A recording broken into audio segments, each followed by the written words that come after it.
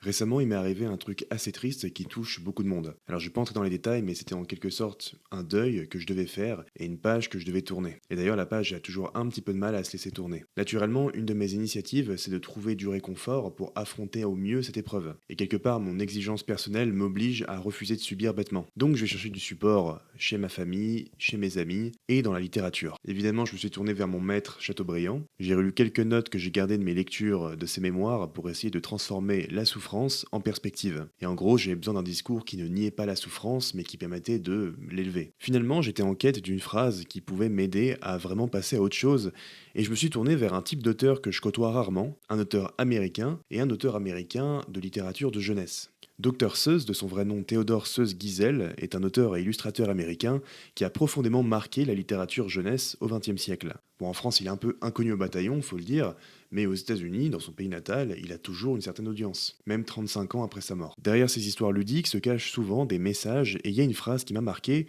et que j'ai envie de vous partager. Évidemment, cette phrase, c'est pas un remède, mais c'est au moins un petit support sur lequel vous pouvez vous reposer si vous sentez que ça matche avec votre situation. Et cette phrase, la voici. Ne pleure pas parce que c'est fini, mais souris parce que c'est arrivé.